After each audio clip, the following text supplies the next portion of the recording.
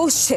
লাল সতর্কতা এখনো পর্যন্ত জারি করা রয়েছে, কারণ মেখলিগঞ্জ এবং বাংলাদেশ সীমান্ত পর্যন্ত যে অসংরক্ষিত এলাকা রয়েছে সেখানে রেড অ্যালার্ট এখনো পর্যন্ত রয়েছে। জলঢাকা নদীতে হলুদ সতর্কতা জারি করা হয়েছে এবং জলপাইগুড়ি, গজলডোবা, তিস্তা ব্যারাজ থেকে দফায় দফায় জল ছাড়া হলে জলপাইগুড়ি সেচ দপ্তর সূত্রে এমনটাই খবর পাওয়া যাচ্ছে। তিস্তার জল বেড়ে গ্রামে প্রবেশ করছে আর তার ফলে চিন্তায় ঘুম উড়ে গিয়েছে দক্ষিণ সুকান্তনগর কলোনির কিছু এলাকার মানুষজনদের। তার সঙ্গে ময়নাগুড়ি ব্লকের দমনিও রয়েছে। বিস্তীর্ণ এলাকার বাসিন্দারা এই মুহূর্তে চরম দুর্ভোগে রয়েছেন।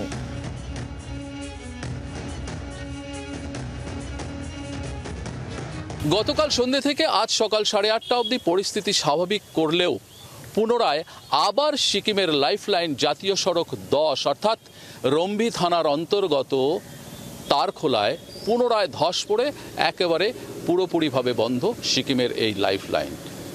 বন্ধ রয়েছে যান চলাচল।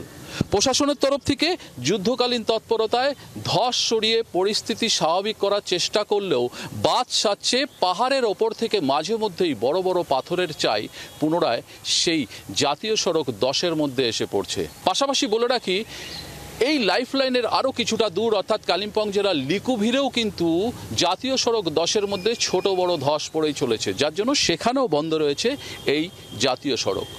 এক কথায় জাতীয় সড়কের দুপাশে প্রচুর যানবাহন দাঁড়িয়ে রয়েছে। গতকাল পরিস্থিতি স্বাভাবিক করার চেষ্টা করলেও আজ কিন্তু পুনরায় এই রাস্তা স্তব্ধ। সেবক থেকে ক্যামেরায় তুহিনের সাথে নারায়ণ, জি24 ঘন্টা। বাংলার আওয়াজ, বাঙালির আবেগ, জি24 ঘন্টা।